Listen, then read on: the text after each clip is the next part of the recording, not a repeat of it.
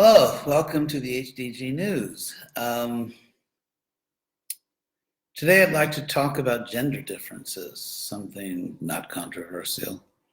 A lot of what I'm going to say today is coming from a very distinguished and famous scholar, professor in cognitive studies, Steven Pinker, who is a distinguished professor at MIT University, perhaps the most prestigious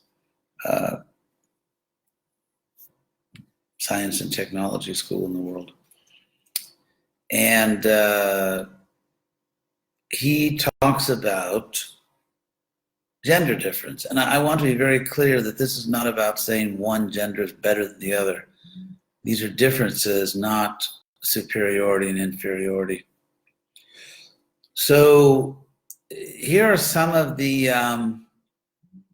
differences he points out. And one significant fact here is that he's a very serious, respected scholar, and he's talking about facts which are the result of massive scientific study. Sometimes, for example, you can have a single study, and then you do another study and you get a different result. But when you do large number of studies, you pretty much get at the truth of the matter. So the information here comes from a very large number of scientific studies of these things.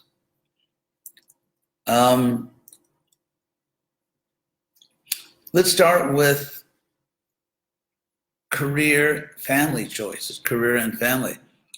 And here's some generalizations. There's a lot of details and so on, but I don't want to talk too long, and so let's just go to the basic points. Men tend to choose career over family. Not that they reject their families necessarily, but they tend to think about their career rather than just wanting to be home hanging out with the family. Women tend to be more concerned with the family, even more than their career. Family comes first.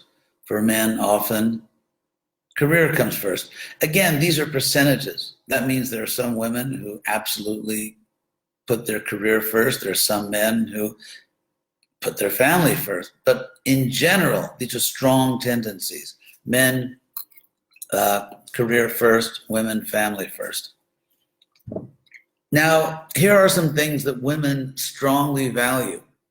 And again, these are a huge number of studies. This is not my opinion. It's not what I want to be true. It's just what is the case. Women tend to really value a part-time career for a limited time. Like most women, that's what they would like, to have a part-time career for a limited time. They want to live close to their parents and relatives. They want to have a meaningful spiritual life. So the women win on this one. They want to have a meaningful spiritual life, and they place strong value on friendships. They want good, strong friendships. On the other hand, men tend to value having lots of money. Men want to invent or create something. They want a full-time career, and they want to be successful in their career. Now, studies show that highly successful people tend to be single-minded. Well, Krishna says in the Gita, vyavasayatmika buddhya. But highly successful people tend to be single-minded, competitive. They're willing, and this is more men. They're willing to work long hours. They don't, so to speak, care about having a life. Like, no, they're just willing to work, build their career, not so concerned about having a life outside their work. Women, of course, are generally not like this.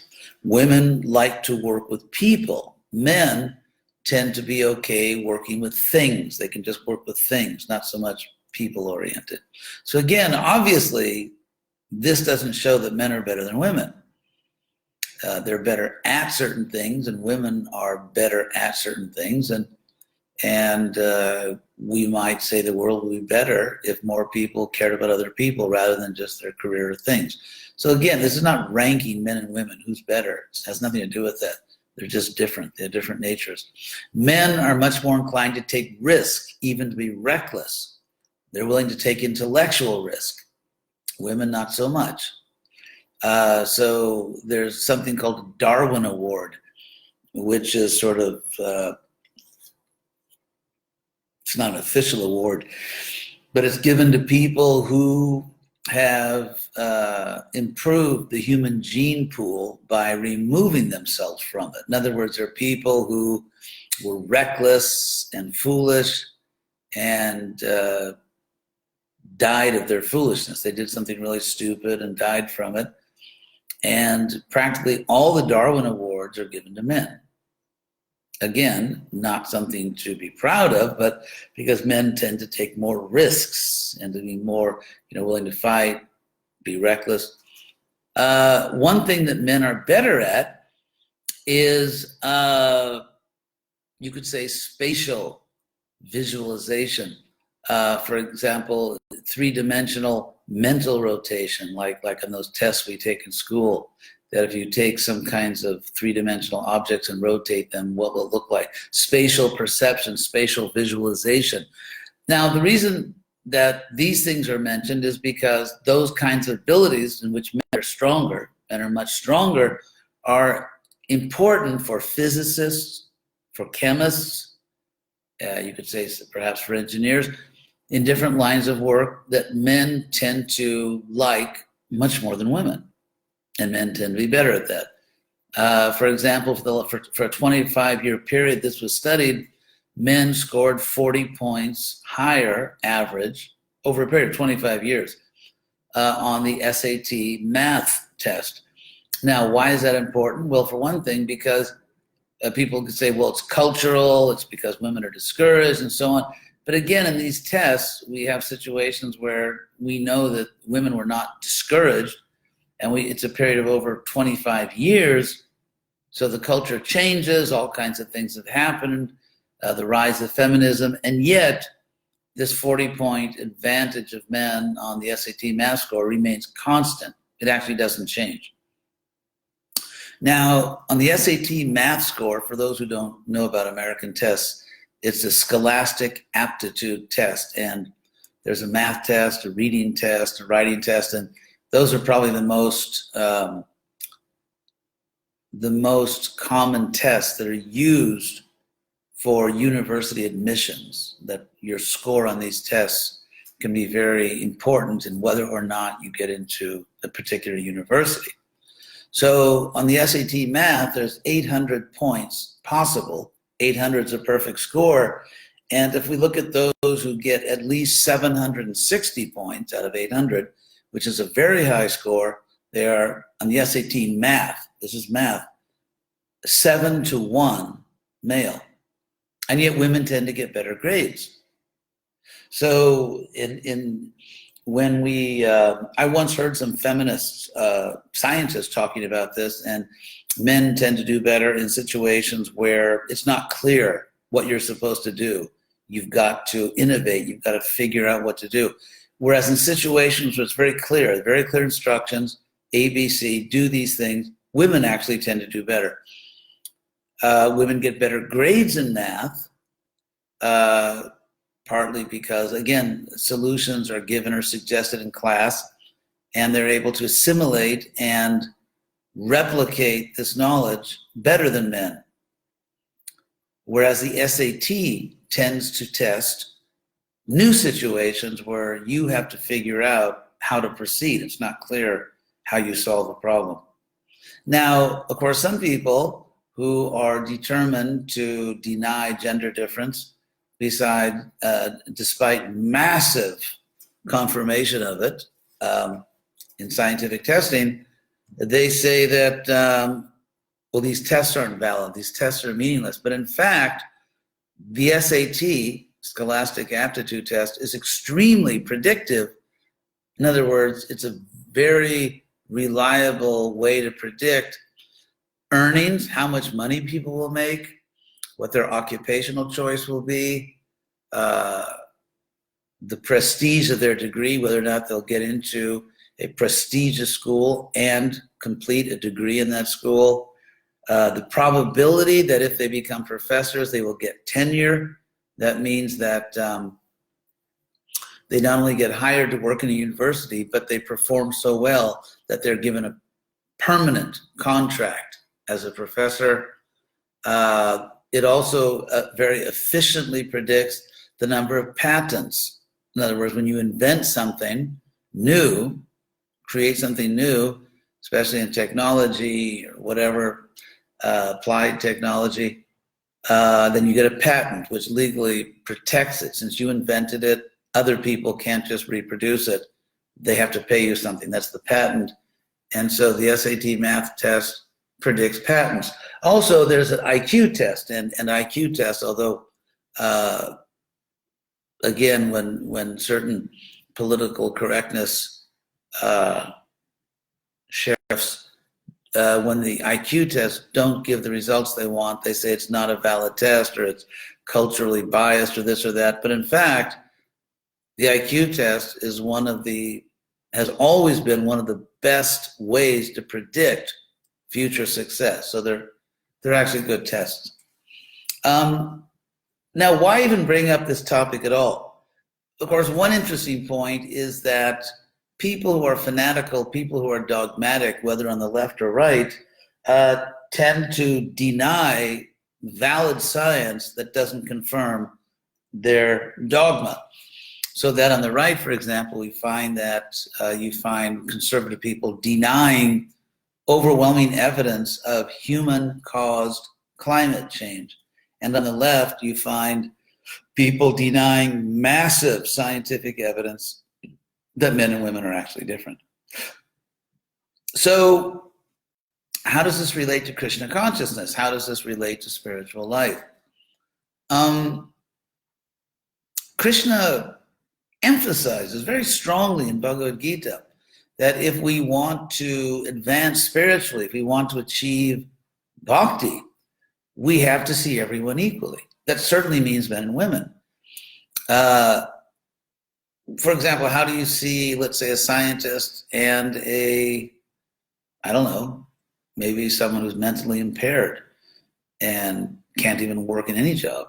I mean, how are they equal? Obviously, people aren't materially equal necessarily, but they're all spirit soul. They're all part of the family. They're all children of God. They're all siblings. Every soul is a sibling, brother or sister, of every other soul, and therefore has equal dignity and equal right to equal opportunity. And ultimately, despite external abilities, equal respect as a soul. So we in Krishna consciousness must have the maturity and the genuine spirituality to recognize that people are different as they are. Even among men or among women, there are different varnas. So people are really different. So we recognize that, and in the case of gender, men are better at some things, women are better at some things. And if we want to talk about intelligence, nowadays we measure intelligence in different ways. There's not one thing which is intelligence. For example, there's mathematical intelligence. There is emotional intelligence, administrative intelligence, philosophical intelligence, artistic intelligence, athletic intelligence, actually. And so we respect all living beings. There's really, it's not really useful to say that this gender is better than that gender, but we should be able to spiritually respect everyone and honor everyone, and at the same time, not dogmatically try to force let's say, sameness, try to make everyone the same, when in fact, people are different. And so we can respect the difference and respect equality. Veda, Veda. We honor the fact that souls are ultimately equal, and we honor the fact that people are different. They have different abilities, propensities, inclinations, and so on. And so the real point is to encourage everyone to do what they're really good at, not dogmatically try to prevent people from doing what they want or insist that they do what they don't want to do. So within reasonable boundaries, if someone says, I want to be a serial killer, we can't honor that request. But within reasonable boundaries, within the boundaries of morality and legality, we should encourage every man, every woman to be the best person they can and to serve Krishna, serve God, according to their own inspiration. So that's the message for today. Thank you very much for listening. Australia, I'm really happy here. It's really nice people, beautiful country. So thank you very much, and see you all later.